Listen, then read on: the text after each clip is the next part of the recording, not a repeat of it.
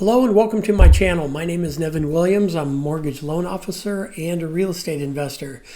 In this episode, we're going to be talking about documentation that's needed to get a home loan done.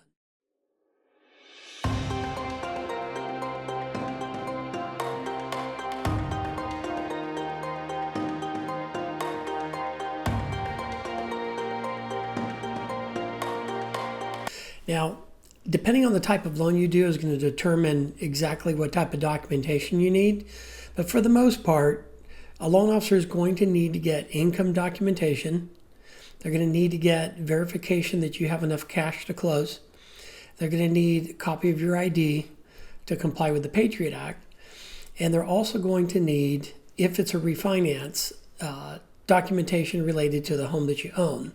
So if it's a refi, they're going to need a mortgage statement so that they know the payoff amount. That's assuming you have a mortgage on the property. They're going to need a copy of your homeowner's insurance, property taxes, and if you have any HOA dues.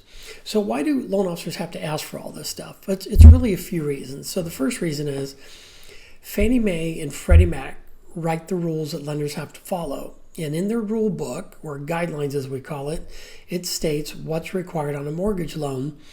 And the reason that they need this is to verify that the person applying for the loan has the ability to repay. Now, the ability to repay, or what we call a qualified mortgage, is a federal statute that states that in order for a mortgage to be a qualified mortgage, meaning Fannie Mae and Freddie Mac will accept it, which we'll explain in a moment, it has to have certain criteria. It's got to have income to verify that the person has the ability to repay. It's got to have the evidence of where the money came from for down payment and closing costs. It needs evidence of who the person is so they can make sure that the identity is correct. It's not identity theft. They need to know about employment and some other things that show up on the loan application. But right now, let's talk about documents.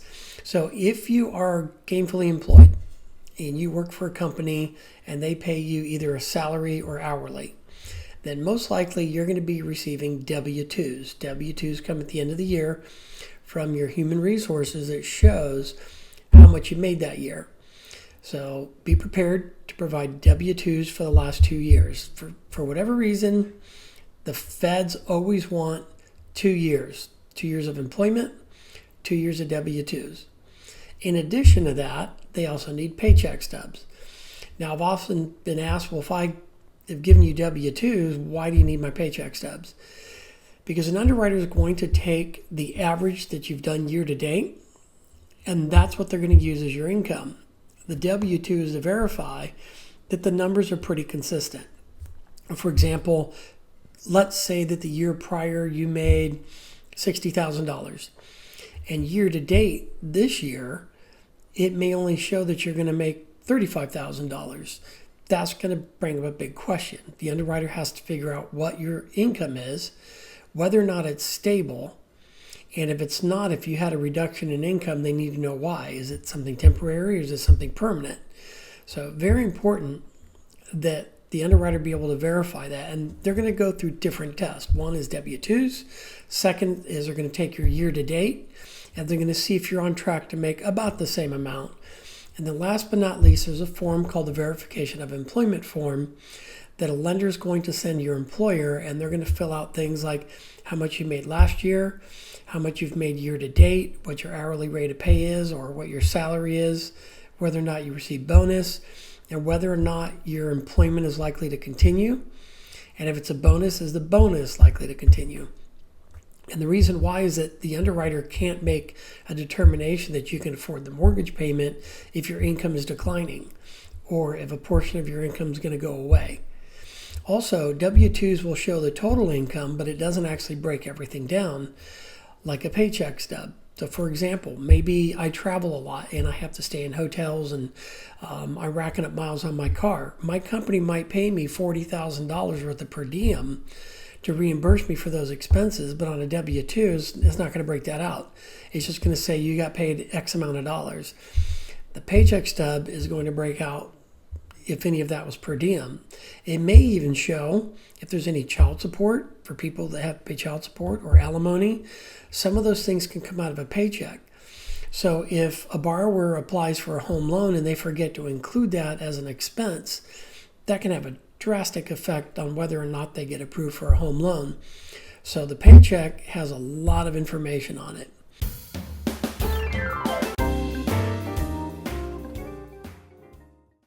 All right, so in addition to that, assets. Assets can be bank statements, 401ks if you have a 401k plan, individual retirement accounts, 403b, thrift savings plans. Anywhere that you have money that's sitting with an institution can be used as assets. Unfortunately, cash on hand cannot be used because it cannot be sourced where the money came from. If you can't source where it came from, you can't use it. So if you're not going to be buying for 4 to 6 months and you've got a bunch of money in your safe and you want to use that, I would highly recommend that you deposit that in your bank, wait at least a couple cycles so that if your loan officer asks for a 60 days bank statement, they don't see this big deposit. Because if they see a big deposit, they're going to have to ask you, where did it come from? If you say it came from my safe, they're going to say, I'm sorry, you can't use that. So just keep that in mind. That if you got cash on hand, if you're 90 days or further out, get that money deposited into the bank ASAP.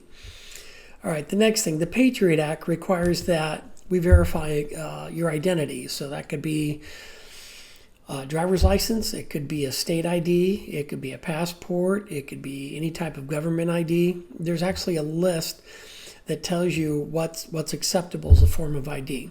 Typically, it's picture ID is what they're looking for.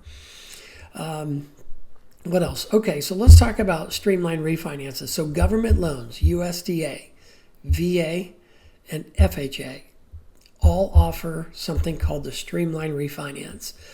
Streamlined refinance is basically just a loan modification. It means you're not going to change the loan product. If you're an FHA, you're going to remain with FHA, but you want to lower your interest rate. And if you do it through a streamline, it truly is streamlined. There's no appraisal required. There's no income documentation required, right? So no W-2s.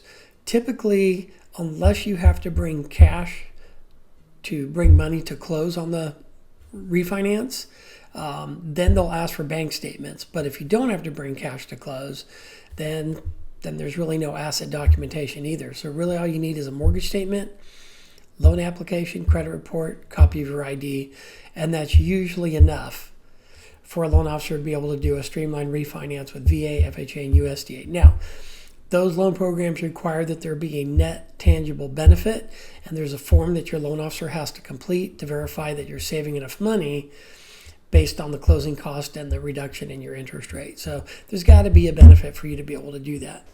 Now, if you're doing a VA loan, your documentation is going to be a little bit different. If you're active duty, then they're going to need a leave and earnings statement, an LES, in lieu of a pay stub. That's basically the military's version of a pay stub, or civilian government worker. Veterans also, if you've already discharged from the military, you're going to need to provide a DD-214. If you're in the reserves, then you have to show a reserve statement, reserve points. It shows how much time you've done. We also have to get a certificate of eligibility from the VA that verifies that you have eligibility available. And if you're active duty, we have to get an alive and well statement. I know that sounds crazy, but your commander has to write a letter saying, yep, this veteran is still alive, everything's good to go. Now, what happens if you're a veteran and you're going to be ETSing in less than a year? Typically, you have to be eligible for re-enlistment, or if you're an officer, to remain in the military. So as long as you get a letter stating from the adjutant that you are eligible to re-enlist or stay in for another term, then that's usually acceptable. There's nothing else that you need to provide as far as employment. If you're on a fixed income's different, right? So if you're retired, you're not going to have a paycheck stub. You're not going to have W-2s. In that case, you need to provide award letters. So what's an award letter? It's the letter that you get either from the pension administrator or from Social Security that says, this is how much we're going to pay you this year. Yeah, right? These will be your deductions, whatever the case is. That's a pension award letter. But very often people send in their 1099s, which is the form that shows how much they paid you last year. 1099s don't work because it doesn't verify continuance. Maybe you had some payoff from Social Security that it was back pay that was owed, so they give you 1099. That doesn't mean that you're necessarily going to continue to receive Social Security income. That's why they need the award letter. Same thing with a pension. Some pensions may only pay for a few years and then lump sum and then the money's done. And underwriters have to verify at least 36 months of continuing income for it to be considered stable. So award letters are needed from pension administrators, Social Security. If you receive VA pension or VA disability, you need the pension award letter from the VA. Next is self-employed. So self-employed is a lot of paperwork. So you're going to need tax returns, because the tax returns are essentially like your W-2s, if you will. Year-to-date profit and loss statement. If you don't have one, there's templates that you can use, or your loan officer should have one that they can send you. Basically shows the revenue that came in, the expenses that went out, and how much you've made in profit after expenses year-to-date. Sometimes they even want a balance sheet. It just depends. But a P&L at a minimum, year-to-date, and last 2 years' tax returns. And so what they do is they average out 2 years of your taxable income, and they divide it by 24.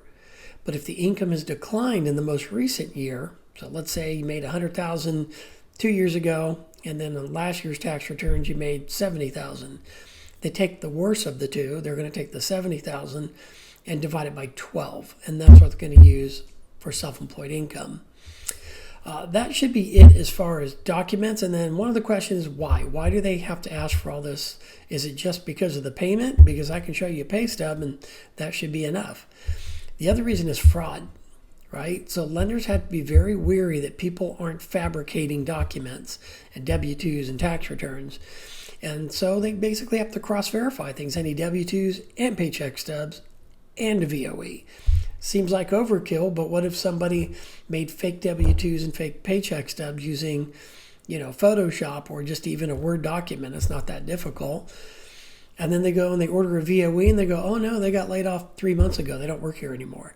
So just understand that before a lender is going to be comfortable wiring hundreds of thousands of dollars to somebody they've never met based on paperwork, they have to do their due diligence. So it's a lot of paperwork. And I know that it's frustrating for a lot of people to have to do this, but it's a necessary evil.